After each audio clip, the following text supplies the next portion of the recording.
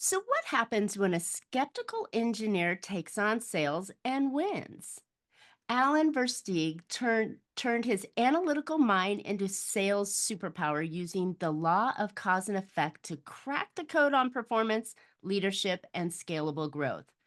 From licensing spin selling in Africa to training 2,000 sales managers across 45 countries, Alan's journey is anything but ordinary. In our recent episode of Profit with a Plan podcast, you'll discover how the sales engine every entrepreneur needs to scale beyond themselves, how to let go and empower others without sacrificing results, and why sales management, not just sales reps, drives lasting growth. So, if you're ready to build a team that sells without you in the room, and that's the key, this episode delivers real strategies with Alan's signature candor and clarity.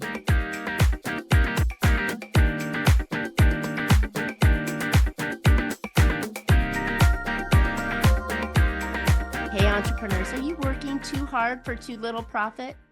Welcome to Profit with a Plan podcast, where we help you scale smarter, increase profitability, and build a system or a business that's worth more, whether you keep it or sell it. I'm Marcia Riner, business growth strategist and profit booster behind Infinite Profit. I've helped countless entrepreneurs to turn their businesses into highly profitable and sale ready assets so they enjoy more income now and a bigger payday later. So join me for practical strategies, expert insights, and proven steps to make your business more profitable, more valuable, and built to last. Today's episode is sponsored by Infinite Profit, where we don't just talk profit, we deliver it. But before we dive in, I've got something special for you. If you're a business owner who's tired of overcomplicated, overpriced marketing strategies that just don't deliver, listen up.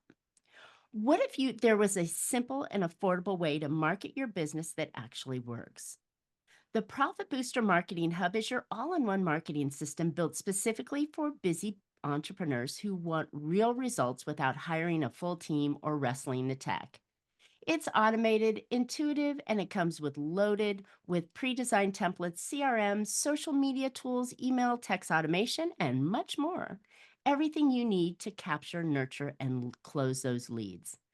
So if you're ready for a low-cost, easy-to-use marketing system that gets the job done, visit profitbooster.biz and let's make your marketing more profitable. All right, let's jump into today's episode. Today's guest brings a unique and powerful perspective to the world of sales leadership. Alan Versteeg is a engineer turned sales management expert who first encountered the world of sales with a healthy dose of skepticism. But it wasn't long before he discovered how engineering principles of cause and effect could transform your sales results and turn teams into high performing engines of growth. Alan went on to co found Growth Matters, an organization that has trained over 2,000 sales managers in 45 countries across a wide range of industries. His work helps entrepreneurs and sales leaders scale sustainably by focusing on one lever that is often overlooked: the effective sales management. Welcome to the show, Alan. I'm so excited to have you on. Nice to be here, Marcia. It's interesting that you went from something that is so analytical and color inside the lines of engineering and then went into the flow and naturalness of sales management. I mean, did it really happen as easy as you made it sound?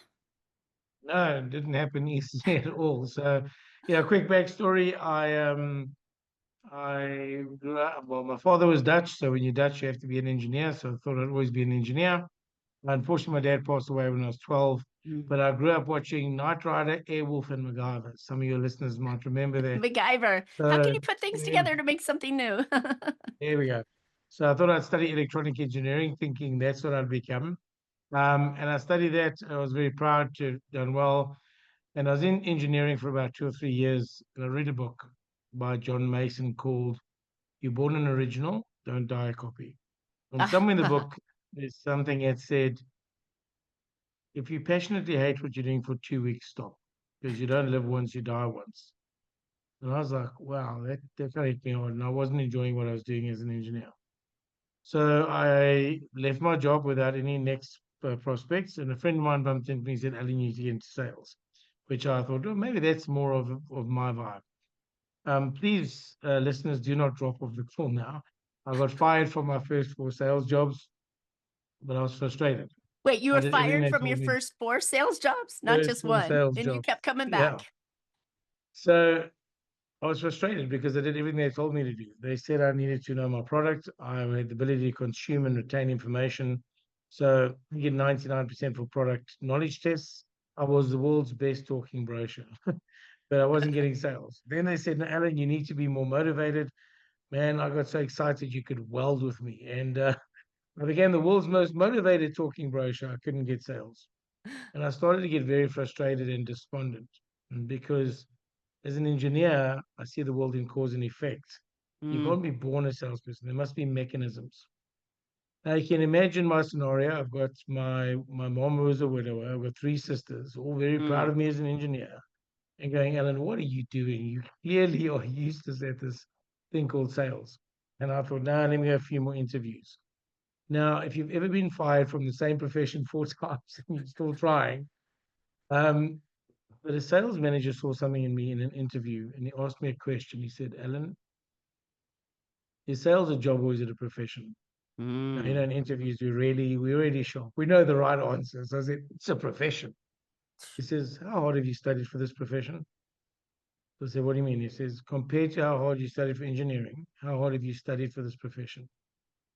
So I didn't say anything. And he said, I need to tell you something else. Sales is the most rewarding and highest paying, hardworking job, but the world's worst paying, lazy job. If you treat this as a profession, I will back you. So I said, what does that mean? He says, professionals are always practicing. You need to start reading. You need to start studying. And then you'll Mm. see the value of selling. And through that process of reading and studying, I started to connect the cause and effect. I could see the patterns. I could see how much anecdotal advice was actually useless. And through that, became successful in sales and eventually realized the lever was sales managers, as Glenn changed my life, and started focusing specifically on the profession of sales management through Growth Matters. And yeah, I've been blessed to be focused on their profession since.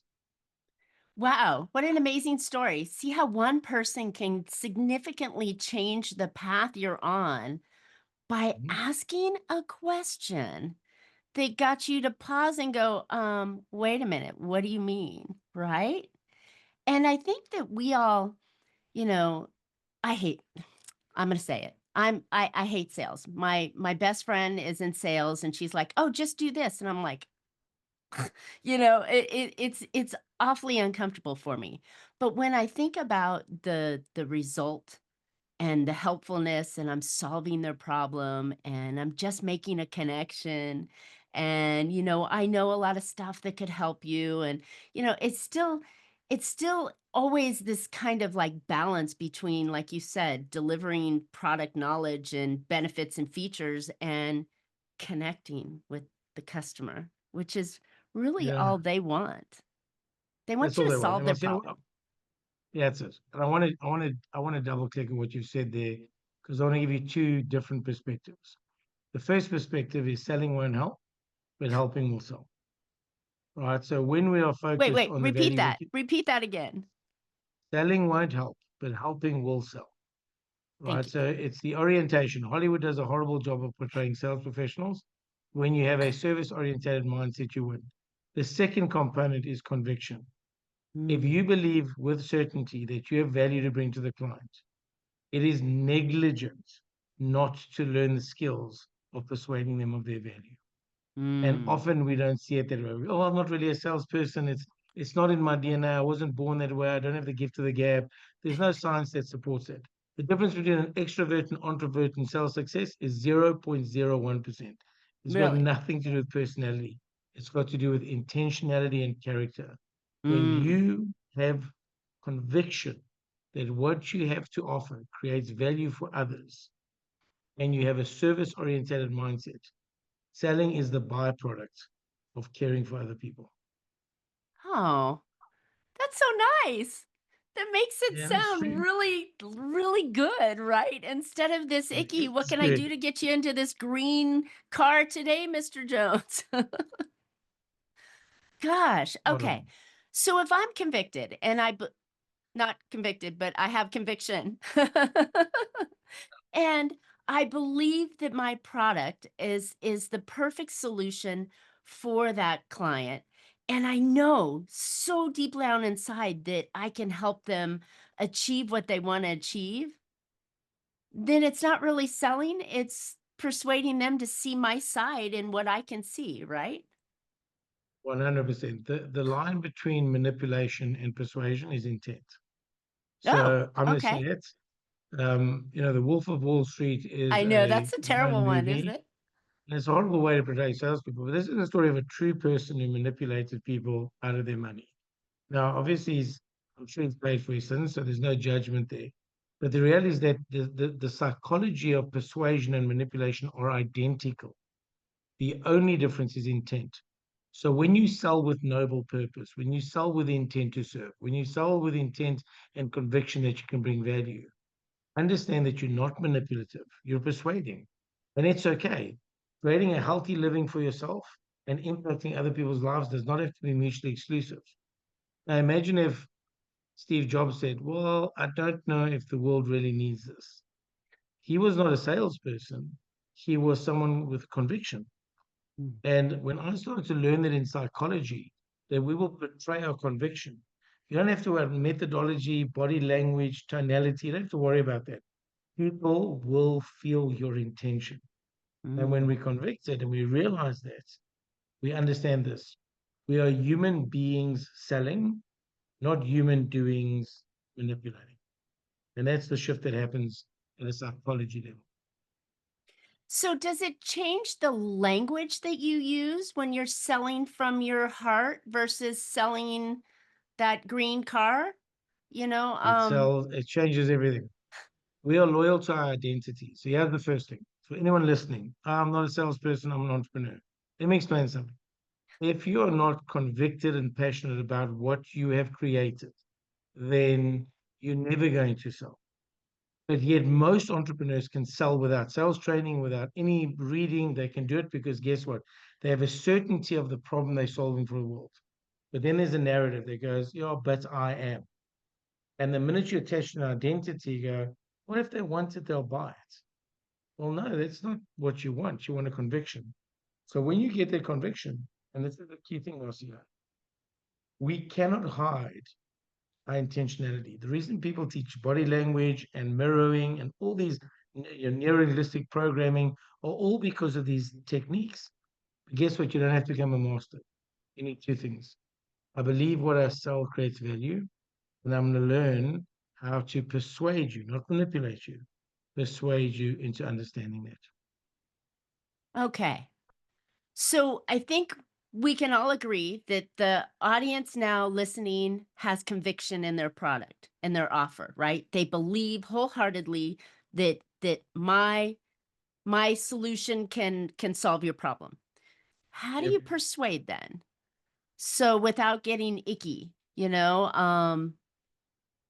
I think that's the $1,000,000 question is the persuasion um in a way that seems authentic and conversational because you know that line, right? That's oh, Mm. nobody wants to be people want to buy, they don't want to be sold, right? So how do we help them buy? What's that persuasion factor, I guess, that we have to do? There's a nuance, and the nuance is we can be very passionate and very convicted about what we're doing and speak about the child we gave birth to and not speak about the solutions and problems it solves. And here's the irony of specific entrepreneurs. They see a problem in the world. They create a child to fix that problem. And then they forget the problem they were born or created the child to solve. And then Don't they talk make their about your child product. really ugly. Yes. And no one cares about your child. No one cares about what you gave birth to. They care about why you gave birth to it. And as Mm. long as you, simple pivot, as long as you focused on, I created this to solve the problems in the world, that's a component. There's one other fine line. Everyone says there's a fine line between arrogance and confidence. And I disagree. The line is not fine, it is wide, it is clear, and its name is tact. the ability to persuade someone without damaging the relationship. And I'll say that there's a scene in a movie, it's called Glass Onions, Knives Out, with Kate Hudson and Daniel Craig. And there's a scene where she says, well, everybody knows me. I just speak the truth. And he goes, my young lady, speaking your mind and speaking the truth are not the same thing, right? And it's a lesson in tact. So the key thing I just said, entrepreneurs, fall in love with the problem your product, your child solves. When you make it, don't get proud of what you created. Get proud of the impact it can have in the world. You operate from that mindset with the intent to solve. The natural instinct will be to persuade and not manipulate. But you could get too passionate where it becomes arrogance. Well, mine's the best, and what you're buying is wrong, and you don't understand it. Well, you've lost the point. The point is to solve problems. Entrepreneurs are born to solve problems. Are your podcast guest appearances leading to real business, or are you just hoping that listeners will take action? With the Profit Booster Podcast Monetization Hub, we turn your interviews into lead generating machines so that you capture, nurture, and convert listeners into paying clients. So stop leaving money on the table and get started today at profitboosterpod.com. Okay, that makes it sound so simple. In theory.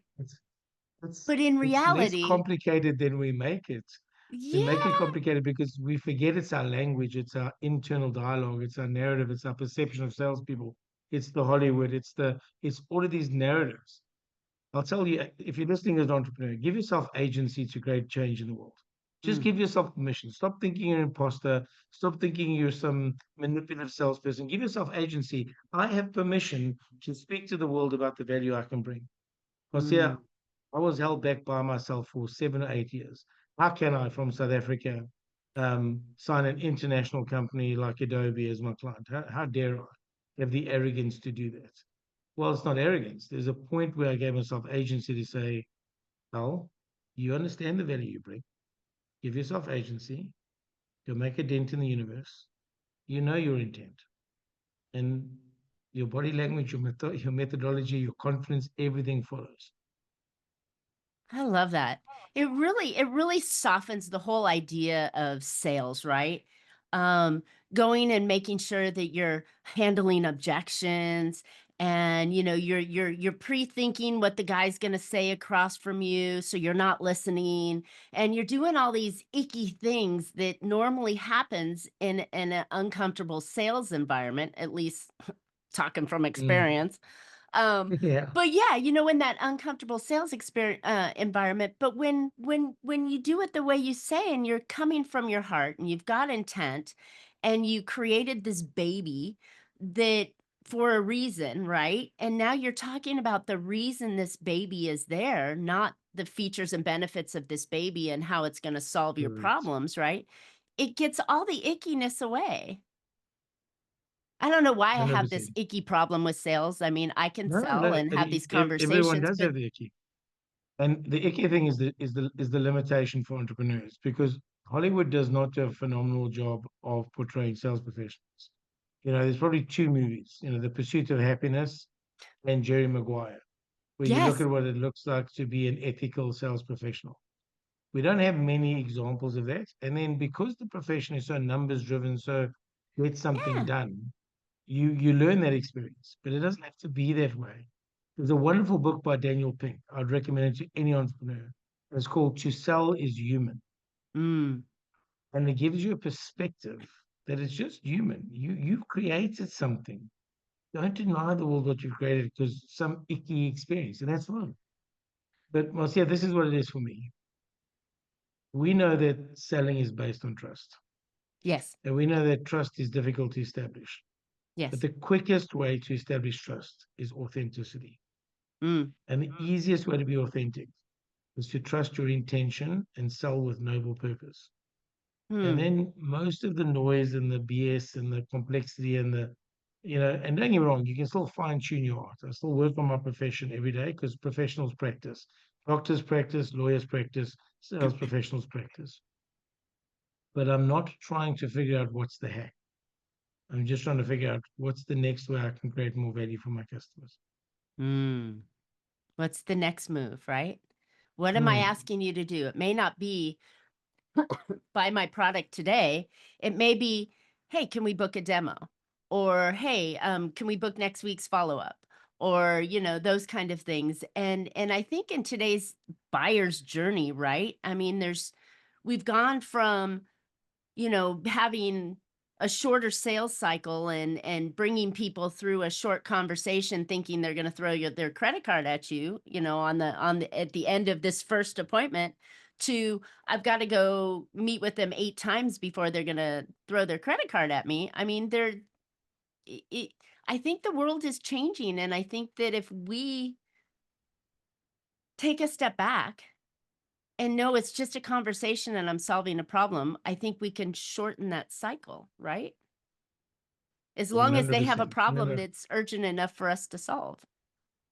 Yeah, I mean, I love in exactly what you're saying, but the quote I think about is Maya Angelou. People won't remember what you did, they'll remember, or what you said, they'll remember how you made them feel. Mm, And you can accelerate many things when you make people feel seen, feel heard, feel understood. I'll yes. give you a simple practical example. I don't believe in objection handling. I believe in objection prevention. Objection what? Marcia, I've had a lot of people in your position who have really gotten to this point and there's level of hesitation. And that hesitation is completely valid because they're thinking this, this, and this. Now, you may not be thinking that, but let me tell you how I've helped those people overcome that hesitancy. Why don't you meet them where they're at instead of waiting? Because guess what? 90% of people won't vocalize that objection. They won't say to you, Ellen, I like what you're saying, but they'll go, okay, yeah, sure. Call me next week. Call me on Thursday. Just raise it. Just go, hey, if I was in your shoes listening to some guy from South Africa over a Logitech camera, why would I be spending global funds on you? Get that. So just meet them there. And it's just, and it's ironic. There's this new trend, Marcia, human to human selling. Do you think it was ever anything else? Do you think it was ever anything else? Well, I think All we it tried to is. make it something else, right? Yes, we try to make it a machine, not a Yes, we machine. tried to we tried to manipulate instead of persuade, right? Mm. And I think we tried to force things by trying to be super creative, right? Instead of just saying what it is, and like you said, human to human. Yeah, we try to turn it into a process when it's a behavior. Interesting, interesting. This is an unusual, not an unusual, but it's an eye-opening kind of conversation to do this because selling is essential for business. You have to, if you're not selling, you have an expensive hobby. And in order to sell, you need to have people in front of Okay, you. So marketing is important. And then after the sale, 100%. you have to deliver what you promise, right? So it's just this one long stream of things that is called business, whether you're, you know, selling a widget or a service, it's the same thing. Mm. But I think we try, like you said, to make it a process that it's not, rather than a human conversation of, hey, I see you've got this challenge that you're facing, and I have a solution for it. Um, how can I help? Hold on. And I love that you're showing that because it's, if you're thinking about the value chain in a business, it's, you've got to have the core value story the same. So I see there's four lenses. Connect. So what do we do to get the market to understand the value we bring? Converse. What is the sales conversation we have to persuade? Convince. How do we show evidence that we can create that value? And then the one we miss is champion. How do I turn that person who's received the value from me into a raving fan so I can get that Mm, next layer? And then the champions become part of your connect because they're creating leads. And that then becomes part of your conversation, which becomes part of their convince. But if in a business you think that's not important, you've missed Peter Drucker's one of my favorite quotes from Peter Drucker. The only reason a business exists is to sell something. yes. The only I reason it love all your exists. quotes. These are fantastic. It proves that you are a well-studied professional because you're able to talk about the ones that were successful in it and the ideas and thoughts that they came out with that were very impactful. But exactly, if that's the one job, to sell something. It doesn't matter what you're selling. So then why do we have such a problem with it? The identity we have, the ickiness of what we've made the narrative, and we don't realize the limitation it creates on us. Because remember, we'll always be more loyal to our identity than our goals, and we'll always fall to our standards, not rise to our goals. And if you're an entrepreneur, it is essential you become a student of the psychology of persuasion, not the art of selling, the psychology of persuasion. And guess what? Manipulation is the same psychology, as I said. Difference is intent. With bad intent. Bad intent. It's all it is. It's literally it is the identical neurochemicals that fire in both instances. Problem is, we always run the headline stories of the person who got manipulated, the person who got robbed, the person who got duped.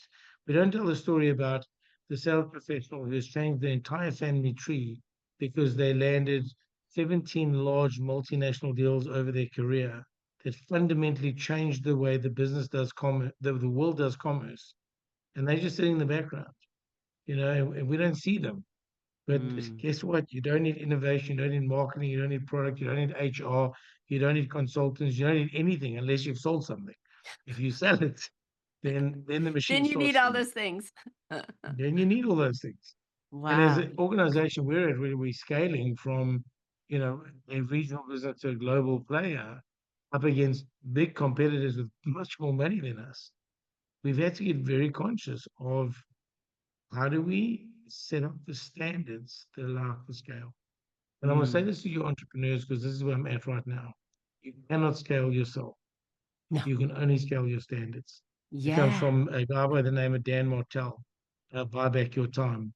You've got to scale your standards. But realize without a sales engine, it not much matters. It's just the world's best kept secret.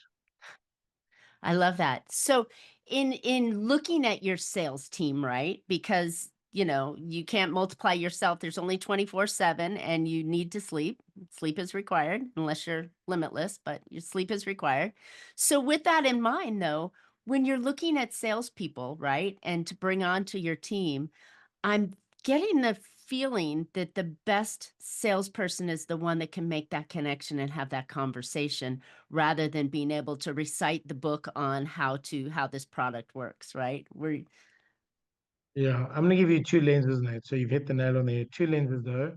Um, Research done by Philip Squire, and pretty much what it says is 90% of the reason customers don't buy is not your value, but your values, Mm, right? So we judge people. We don't say, oh, they were a bad closer, or they were a bad negotiator, or they were a bad communicator. We're going, they were self-serving, they were arrogant, we speak about the values.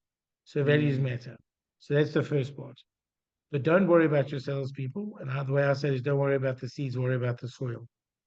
Create a culture in your business where that mm, is the way you do sales around here. Hire an excellent sales manager who's focused on growing people, not growing sales.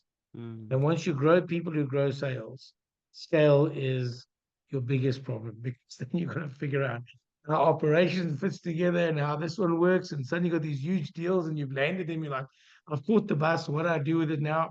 But let me tell you, Exactly. that's much better than not catching the bus. I love it. I love it. I love it. This is great. All right, Alan. We can go on for days on sales because it is the essential heartbeat of the business. Because if your heart is not beating, the body's not working, right? You can't it's number one. So, and I love the way that we've really had this discussion around making it the intention and coming from a place of goodness and the Ethical persuasion and the practice. way that you can do it to make it, and then everything else will be the problem afterwards, right? You know how to scale and grow and HR and operations and delivery and all that kind of stuff, but the sales is the heartbeat. So where can listeners find out more about you and Growth Matters? The easiest way is on LinkedIn. That's where I share everything. I'm fortunate or unfortunate to have a very unique name. You're not going to find it anywhere else. So it's easy to find me there. If you type in my name, you're going to find me on LinkedIn. And that's pretty much where I share everything. Growth Matters is our core business. We focus on developing sales managers because we know that's the number one lever to drive the change, the perception and the perspective and the maturity of selling. So that's where we work out. But you're going to find me on LinkedIn and yeah, lots of one-liners, lots of opinions. But I'm passionate about the subject. And just to all the entrepreneurs, if you don't go look for me, let me tell you something. Go look in the mirror and realize you have created a child that solves a problem. Don't let that child not become an adult. You got to go tell the Mm. world about the problem you fix and give yourself agency to do that. Get rid of the ickiness. It doesn't have to be icky. You're creating value. You're denting the universe. Economies move because of entrepreneurs. So don't forget what you bring to the world. Wow, well said. Well said and on point. Okay, it's amazing. Look at the mirror, right? You created something. How do you get it out there to change the world? We entrepreneurs are world changers. So don't let sales get in your way from changing the world. I think that's a good one. All right. Thanks for tuning in today. I hope you found some valuable insights and actionable ideas that will help you make your business more profitable. I know that managing your sales and hiring a sales team, and more importantly, a sales manager that can develop those people skills, is going to naturally move the sales needle for you. So I think that's a great place. And go visit Alan on LinkedIn and his company. So. All right. If you're tired of overpriced marketing that's complicated and time consuming, the Profit Booster Marketing Hub is your low cost, easy to use alternative to expensive strategies, complete with automations, templates, and a personalized strategy. So go get details at profitbooster.biz. Don't forget to subscribe. You won't want to miss future shows. You can always find Profit with a Plan on any of your favorite podcast players. We're looking forward to more great profitable strategies on next week's call. So until then, make your plans and profit with them. Thanks so much, Alan. This was great.